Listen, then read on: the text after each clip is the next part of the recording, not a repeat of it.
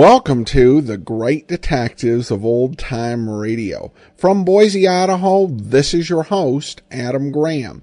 If you have a comment, email it to me, box13@greatdetectives.net. Follow us on Twitter at Radio Detectives and become one of our friends on Facebook, facebook.com/Radio Detectives. A reminder, check out our store.greatdetectives.net, where you can pick up all my books, ebooks, and audiobooks, including my ebook, All I Needed to Know I Learned from Dragnet. It's the sequel to All I Needed to Know I Learned from Columbo. And we have an examination of life lessons that can be learned from 7 more great fictional detectives and policemen, including Joe Friday Poirot and Frank Cannon. It is available as an audiobook and ebook, and you can get it at store.greatdetectives.net. Well, now it's time for today's episode of Richard Diamond. The original air date is April the 5th of 1950, and the title of this one is The Mother Kali Statue.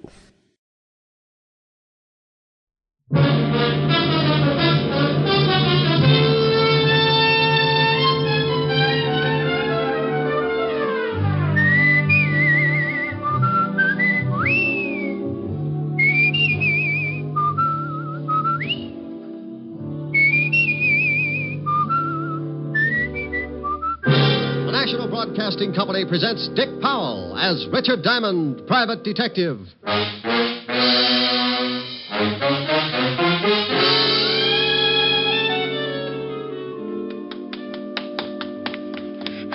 There it is. I've got it. Let me see it. Here you are. Oh, yes, indeed. My friend, you have just made us independently wealthy. Many men have died in the past because of this. And unless we're extremely cautious, you and I will be added to the already long list of its victims. Come, hurry. Here's another exciting half hour with Richard Diamond, Private Detective, starring Dick Powell.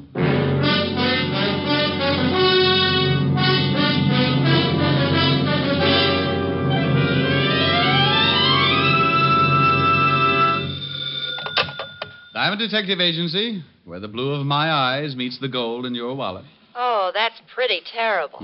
You may be right. You admit it. Yes, I've seen your wallet. Oh, Rick. Hello, Helen, baby. Hi. What are you doing? Oh, just finished cleaning out my desk. Oh, find anything interesting? Sam Spade. Guess he hadn't paid his rent. Oh, you're impossible. So, Sam. Well, I'm not going to try to keep up with this. Am I going to see you tonight? Oh, sure, darling. Wait a minute, honey. Company just walked in. Oh. Something I can do for you, my friend? Are you Richard Diamond? That's right. Client, Rick? No, I don't know, honey. I'll call you back. Please, Mr. Diamond, I haven't got much time. Okay, what's on your mind? This package, here, take it. And keep it for me until... Hey, what's wrong? Hide it. I'm being followed. Hide it. Now, take it easy. What's the matter? Hey, fella, come on now. What's... Oh, swell.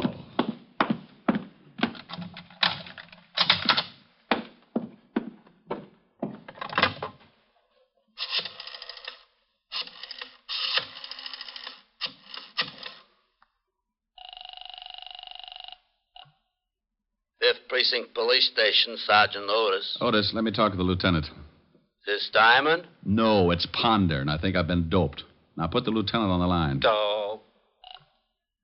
Homicide, Lieutenant Levinson. Walt, Rick. Oh, no, it's only 4 o'clock in the afternoon. Nobody gets killed at 4 o'clock in the afternoon. You better check up on your statistics. There's a guy in my office who makes a liar out of them. What? Yeah, lying right here in front of my desk. He's dead? Well, if he isn't, he's got a lazy heart. Maybe he just fainted. Maybe he's suffering from some kind of a shock. Maybe he's got some terrible disease, and he'll give it to you. Walt, if this guy isn't dead, he's sure going to have a hard time explaining the bullet hole in his back. Don't touch anything. Can't even scratch my head? Oh, you know what I mean. Now, all I did was lock the door. Now get over here. Knock 3 times and say, Ricky loves Walter, and I'll open up. What did you lock the door for? Well, because this guy came in and gave me a... Gave you a what? Wait a minute, Walt. Come on, what are you mumbling about? Will you shut up? Someone's trying to get in the door.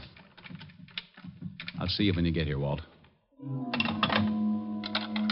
I have one of those locks that any skeleton key would fit, and that was exactly what my visitor was using. He opened the door. I moved back against the wall as the door swung in. My visitor was a young, well-dressed man, about 5'8" or 9, red hair, nose full of freckles, and on top of the nose, a pair of black-rimmed glasses. There was a big bulge under his coat that he started reaching for just as I rolled his arm around behind him. You're backing me off. Oh, no, not yet. I still got a little way to go. No! Just making you more comfortable. Now I'll take this big gun. It must weigh you down. You can't do this stuff. Oh, sure I can. See, I just twist a little. No! Just locking the door again. Now sit down in that chair. My arm. I'll be happy you still got it. Now, what are you doing patty-footing it around here, using a pass key to get into my office? I got the wrong office. Look, Sonny, you see that over there? What is it? It's a guy, and it's very dead. I'll send some flowers. Make it enough for a duet. Someone else gonna die? Someone else is going to get pretty close to it if I don't get the answers I want. Well, I'll see what I can find out. That's to see how fast you can talk. I don't have to talk to you. I don't have to talk to nobody. Want to bet? You're gonna be sorry for that. You're mixed up. Let me straighten you out. Now, wait a minute. Now, then let's have it. What were you doing busting in here? What do you know about the dead guy? I don't know nothing about him. What gave you the idea you could break into my office? I found out the door was locked. I didn't want to wait around in the hall. You got a permit to carry this gun? Well, of course I have. Let's see it. I haven't got it with me. Oh, well, then we'd better start at the beginning. Come on. Ricky loves Walter. Now open this door. I'll have Otis kick it in. Who's that? That's the law, Buster. Now, you stay put while I let the big fat policeman in. Come on, Diamond. Should I, Lieutenant? Oh, not with your head. Well, greetings. Come on in, Walt. I got somebody. Hey, what the... Oh, I had somebody. Some guy jumped through Diamond's window. It's 8 floors up. Yeah, but there's a roof only 1 floor below. Look out for the glass. There he is down there. Hey, you, come back here. He ducked behind that sign. Oh, just get off of my back. Oh, well, he's gone. That's that. What did he do? Busted into the office. Hey, is that dead guy over there? What does that look like? A bear rug? Oh. You think the guy who jumped out of your window has something to do with the dead man? I don't know. He had this gun on him. Well, why didn't you take a shot at him? Because if you'll notice, I've been holding it by the barrel. I wanted you to have the nice little old fingerprints. Oh. Yeah, oh. Why didn't you take a shot at him? Why didn't I? Yeah, Lieutenant, why didn't you? You shut up. Well, Walt? I don't know what he was, who he was, or what he'd done. Why should I take a shot at him? Lieutenant. Otis, I told you to shut up. Now, let's take a look at the dead man. Looks like he's been shot in the back. Yeah. You said he came in to give you something, Ray. That's right. This package right here. And what's in it? Well, I haven't looked yet. Wrapped in today's newspaper. Well, what in the... Hey, some kind of doll or something. Looks like it's carved out of ivory. Funny looking thing. Look at all those arms. Must be oriental. You know what it is? No more than you do. The guy just came in and... It sounds like the wagon, Lieutenant. Yeah, when the coroner gets here, Rick, we'll go down to the office and see if we can get any identification on the guy who jumped out of your window. Okay. Here's a wallet off the dead guy. Now, let me see. Yeah, Lieutenant. Social Security card. Name's William Logan. Hey, here's something. Guy's a merchant sailor. Here's his card. We'll check these things. Look, Walt, you got to wait around for the coroner's report. I've got a date with Helen later, so I'll go over to my place and get cleaned up. Then I'll meet you at the station, huh? Okay. Hey, where you going with that statue? Well, the dead man, William Logan, gave it to me to keep. That's evidence. It's also something from a client. Client? He give you a fee? No, but he wanted me to have this thing. It looks like he died trying to get it to me. So he's a client until I find out what this is all about. Ain't he noble? Noble schmoble. That thing is still evidence. I'll take good care of it. Now, Diamond, you come back here. Walt, what do I always say when I leave you like this? What? What do I always say? Why, bye? Bye.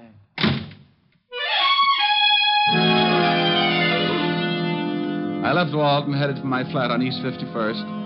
I wasn't about to try and figure the whole thing out because it was still an early case, and sometimes cases like that can stretch out into 2 or 3 murders before things begin to fit together. That's the way you got to figure. One guy dead could lead to another, so you walk on eggs for a while and make sure it's not going to be you. I got to my flat and went in. Smoked a few cigarettes. looked at the carved ivory figure that William Logan had given me. It looked like a woman sitting cross-legged with all of her 6 arms outstretched. I gave it a good going over, but couldn't find anything unusual. So I put it on the piano and went in and started to shave. Yeah? Yeah, what is it? Okay. When people don't answer, it makes me wonder. I crossed the living room, remembered the ivory figure on the piano. So just to be safe, I lifted the top of the piano and put the statue down inside. Then I moved over to the door. Mr. Diamond? That's right. I'd like to talk with you. I have a business proposition. Is there any money involved? Quite a good deal. Well, you've just made an appointment. Come in, Mr. Titus. Leopold Titus, Esquire. He came in all right, and he had the duck to do it. He must have been a good 7 feet tall, and even with his heavy overcoat, he couldn't have weighed over 140. He reminded me of a king-size case of malnutrition. He took in the whole apartment with one fast look and slid into a chair, rested his elbows, locked his hands, and put them under his pointed chin. It appears you've been shaving. I've interrupted. Oh, no. Split personality. Never touch this side. Mr. Diamond, I haven't much time. Good. Now, you said something about money. I can see that this is a subject which meets with your approval. Well, it sets off an emotional reaction, shall we say. I can't stand goosebumps for more than a couple of minutes, so let's get to it, huh? Yes, indeed. Mr. Diamond, I am prepared to pay $10,000 for Kali. Oh, well, that's dandy, but I'm not a booking agent. What kind of an act does Kali do? 10,000, Mr. Diamond. Look, to me, Kali is the name of a dog. Kali. Oh, okay, so he got mixed up with a French poodle. 10,000, and that's my top price. You know, of course, you're running me right into a nervous breakdown. I get the shakes when someone changes $5. Mr. Diamond, I want Kali. I will have Kali, whether I pay you the 10,000 or not. Look, Mr. Titus, really, I don't know what you're talking about. Well, I certainly hoped you'd be more sensible than this. I know that William Logan came to see you this afternoon. Oh? And I know for a fact that he had Kali with him. Well, did he have it when he left my office? I couldn't see. Mr. Logan was under a sheet. Now, either the police have Kali or you do. I'd like very much to know. Maybe I can help you, if you'll tell me exactly what this Kali is. I made an offer of $10,000, Mr. Diamond. That's a great deal of money, but it does not entitle you to play 20 questions. Okay. Now, if you don't mind, Mr. Titus, I'd like to finish shaving. As I explained, Mr. Diamond, I don't have much time. Well, then, good afternoon, Mr. Titus. No, I'm afraid not. Charles! Yes, Mr. Titus. Well. I thought maybe you'd cut your throat when you jumped out of my window. I hear you got rather ambitious with Charles, Mr. Diamond. We turned such a pretty color when you slap him around. I told you you'd be sorry for that. Yes, and indeed you will, Mr. Diamond, unless you tell me where I can find Kali. You can go to the devil. I'm afraid the trip would be unpleasant and premature. However, I'm sure your passage might be taken care of. Show him your new gun, Charles. Of course. Now you sit down, Diamond. Where is Kali, Mr. Diamond? And you know very well what I'm talking about. The small hand-carved ivory statue. Sorry, Titus. Yes, and so am I. I deplore the sight of blood. Oh, that's all right, Mr. Titus. Just turn your back. Yes, Charles. Excellent suggestion. Do you have a wireless, Diamond? No. But I got a lovely bunch of coconuts. Oh, very funny. All right, where's your wireless? Hey, never mind, Charles. Mr. Diamond has a piano. Yeah, I can manage to raise or lower the volume as the groans dictate. I could make a lot of noise. My old piano teacher assured me I could do the same. Now, go ahead, Charles. Hey, now, wait a minute. Oh! Where is Kali, Diamond? Oh, nuts. Again, Mr. Titus? Again, Charles. Are you using your fist, Charles? Oh, yes. Well, use the barrel of your gun. We haven't much time. All right. Oh, now, wait a minute. You... Oh, it's not a very good piano, Mr. Diamond. That's an old kazoo over in the drawer. Kali, Diamond, I want the statue. Well, for $10,000, don't you think I'd give it to you? No. Oh, really, Mr. Diamond, this piano is in a deplorable condition. So's Diamond, Mr. Titus. He looks terrible. Shame, but unavoidable. Keep working on him, Charles, until he decides to confide in us. Where's the statue, Diamond? No? Okay.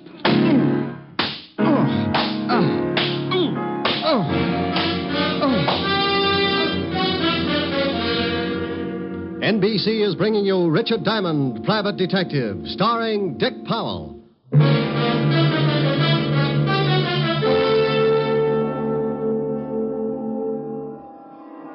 Young man. Young man. Who says so? That is good. You can hear me? Oh, I can hear who? Try and sit up. Oh. You look quite uncomfortable. Yeah, you can make book on it. There, that's better. Now take your time. I want your answers to be correct.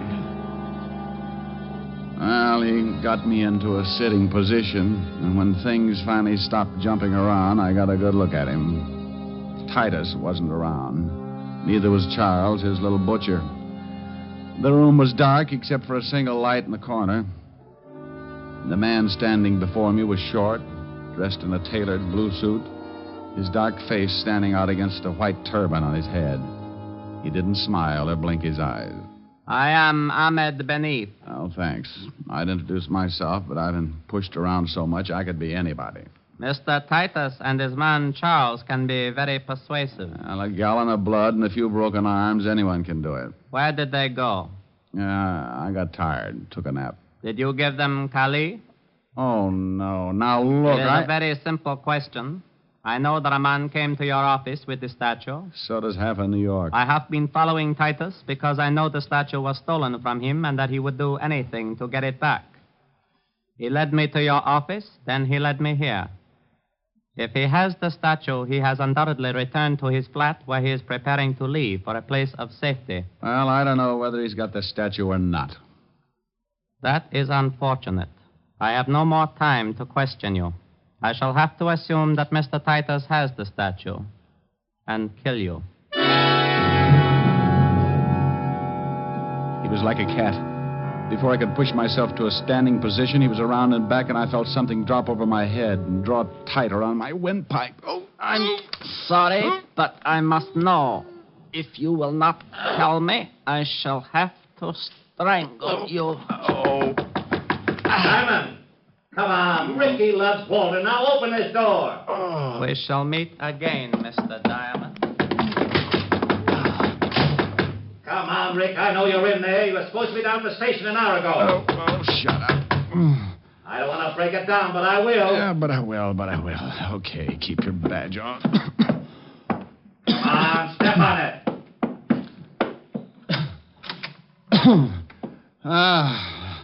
Well, Blue Eyes. Where's Diamond? No. Yeah. What in the world? Believe me, Walt, I don't know. You look awful. Yeah, I feel like I've been playing in a wind tunnel with blocks of cement. What happened? Look, before I go into it, tell me what you found out. We better take care of you first. Yeah, it'll have to wait. Things keep going on like they have been. It's only a matter of time until someone else gets killed. Now, what did you find out? Well, you know that gun you gave me? Yeah, the one I got from Charles. Is that his name? Yeah, what about the gun? It was the one that killed the guy in your office.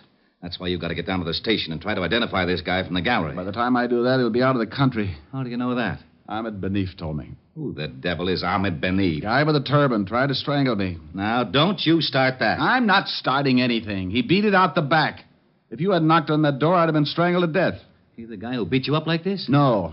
Charles did. Because Mr. Leopold Titus, Esquire, told him to. Leopold Titus, Esquire?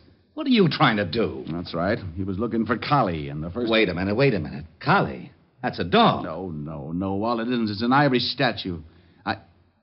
Oh, my gosh. Now what? Wait a minute. He's lost his mind.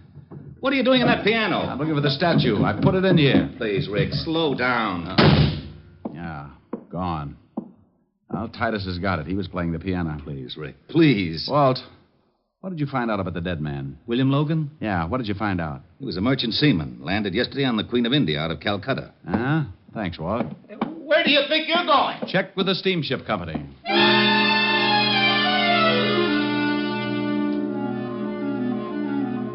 I stumbled out of my place looking like an ad for ground sirloin and grabbed a cab. On the way to the India steamship lines, I tried putting two and two together. The little statue, Kali, was the reason for the whole thing. One man was dead because of it, and everybody who was connected with the case was perfectly willing to kill anyone else at any time. Mr. Leopold Titus wanted it, so did one Ahmed Beneath. Titus and his boy Charles evidently tailed William Logan, merchant seaman, to my office, and somewhere along the line, Charles shot him. Ahmed Beneath was tailing the whole bunch. Two and two? Well, maybe, but I still needed some answers. A cab pulled up in front of the East India steamship offices, and I went in. A nice little girl with a nice little personality showed me the passenger list of the India Queen, and sure enough, Mr. Leopold Titus and a Mr. Charles Freely, first class. I thanked the girl, told her I'd send her a picture when my face got back to normal, and I headed for the docks and the customs office. I needed an address on Titus, and I knew that he must have signed a manifest at customs. He had.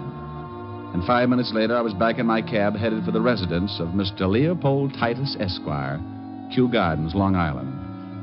It was a big, sprawling house, and by the time I got there, my watch was leaning on 7 o'clock. I paid the cabbie with my last $20 and started toward the only light burning.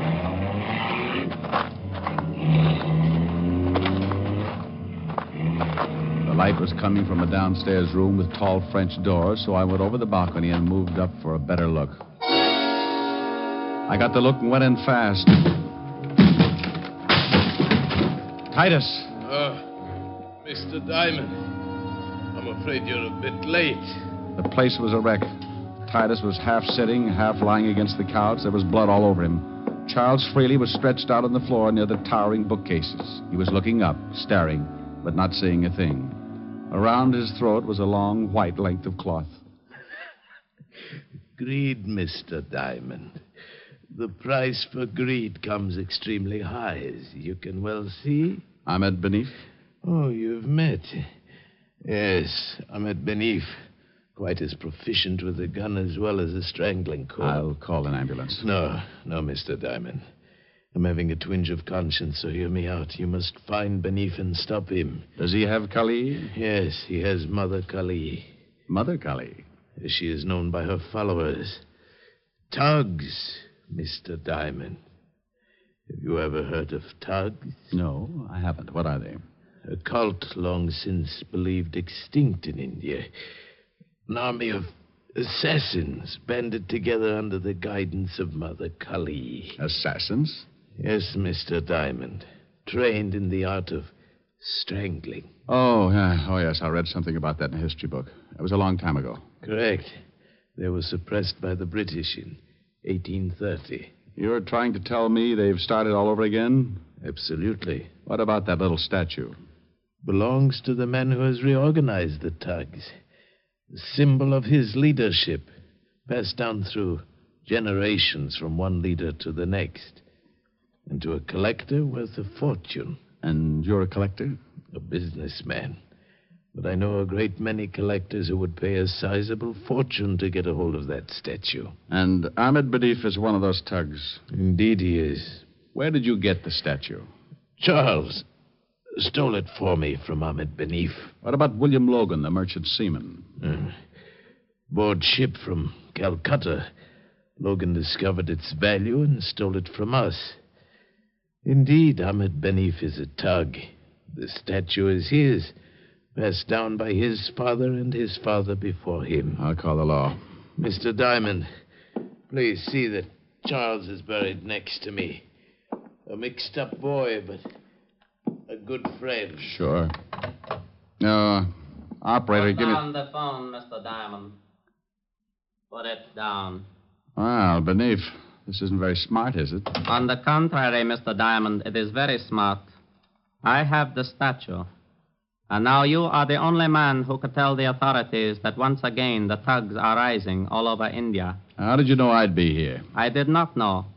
As I was leaving, I saw your cab pull up. I listened to everything Mr. Titus had to say. I was surprised. I thought surely he would be dead by now. And now you kill me. Most assuredly. Ahmed couldn't see it because as he came closer to me, his back was to Titus, and Titus was pulling himself painfully across the room, trying to get to the dead body of Charles Freely. I didn't know what he was up to, but I had to give him time to make it. I deplore the use of a gun, but in some cases I'd rather strangle your victim. That is my religion, Mr. Diamond. Unfortunately, in some cases, I must take other steps. Well, you've sure taken some pretty big ones. I assure you it has been most necessary. All because of a little statue? All because of what that little statue represents. I rule the thugs, Mr. Diamond, and Kali is a symbol of my leadership. As you have seen, I would do anything to retain its possession and keep faith with my people. So now, again, my time is short.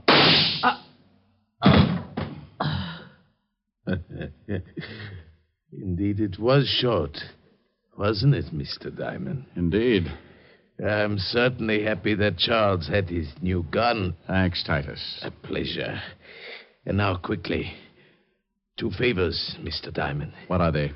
First, take the statue of Kali and destroy it. I must have your word. You've got it? Good.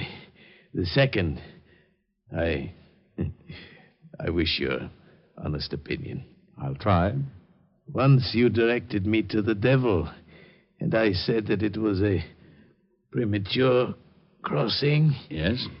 And I fear that perhaps now it is not. Your honest opinion, Mr. Diamond. Do you think he could really stand the competition? Titus. Well, it'll sure be a good race anyway.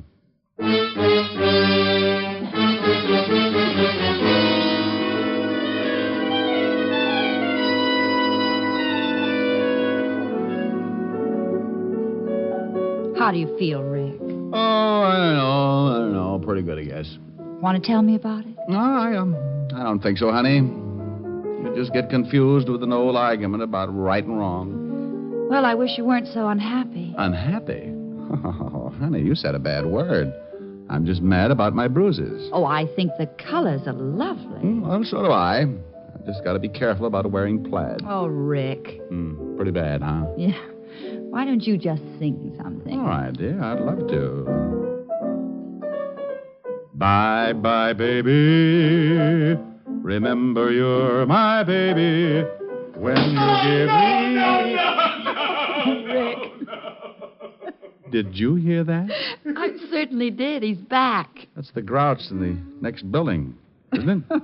Yes, he's been out of town for a rest. Oh, my God. What's his name? Mr. Lumpkin. Oh. Good evening, Mr. Lumpkin. Oh, antisocial, huh? You are my sunshine. You are my sunshine. You are my sunshine. You are my... No. Good evening, Mr. Lumpkin. All right. Good evening. Well, now that's better. Now, what would you like to hear? The sound of you cutting your throat. You're fighting me. Oh, I'd love to with a machine gun. Dipper. Control yourself. I may ask questions later. Oh. Good evening, Mr. Lumpkin. You stay out of this. Good evening, Miss Asher. My, you're looking well. Oh, thank you. So are you. If he leans out any further, he'll be hanging by his heels. Now, you just stay right there, Mr. Lumpkin. We've got a lovely surprise for you. Yes? Yes. Now, sing something nice, Rick. Love it. Bye-bye, baby. Remember you're my baby when they give you the eye. Although I know that you care, won't you write and declare that though on the loose, you are still on the square? I'll be gloomy, but send that rainbow to me, then my shadows will fly. Though you'll be gone for a while, I know that I'll still be smiling with my baby by and by, with my baby by and by. How do you take it? How is that, Mr. Lumpkin? Oh, Miss Asher, it's impossible for me to express my feelings at this moment, especially when a lady is present. He didn't like it. Well, what do you expect from a clarinet player? Come on, let's case the icebox.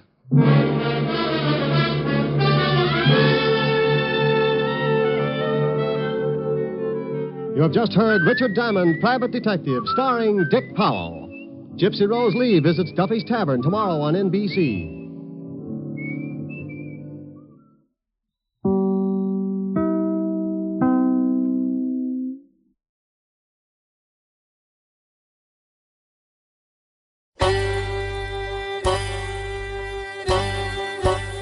Hi, this is Andrew from OTRWesterns.com. I wanted to invite you to come take a look at our site where we put out podcasts of old-time radio westerns. Check us out at OTRWesterns.com. You're listening to The Great Detectives of Old Time Radio with Adam Graham. Now let's get back into the show.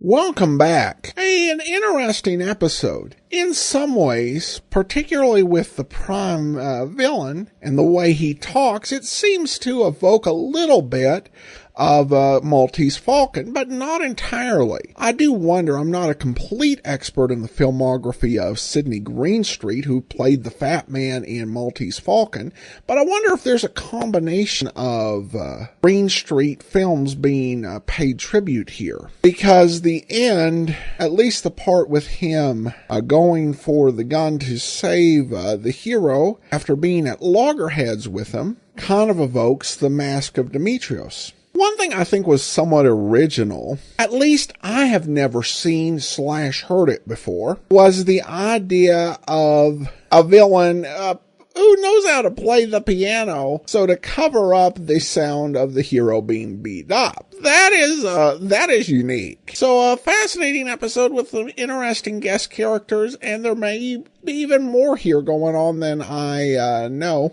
I welcome any additional listeners' insights on this or any other episodes. Well, we have some reaction on the 10th anniversary show, and have an email here from Eric, who writes in, "Congratulations on 10 years, and I just want to share what your work has meant to me. My father was a huge fan of the Fat Man. He would say murder the same way when stopping on a scale to weigh himself every week. He would repeat the opening lines and often use the "for a fat man" tag to end some of his sentences. I didn't understand his glee when his weight went up to 239 pounds a few months after he quit smoking, and why he called us in to look at the scale. Now, for those who didn't hear the Fat Man, that was his weight, and that was something that they mentioned right at the start of the episode. Naturally, I as a child had no idea what he was talking about, because at that point, the show was lost to time. My father didn't just talk about the Fat Man. He would compare Cheers to Duffy's Tavern, where the elite meant to eat. Archie the manager speaking, "Duffy ain't here," or about Fibber McGee's closet when it was time to clean my room. But his favorite were detectives. I knew Johnny Dollar and the Saint mostly through references.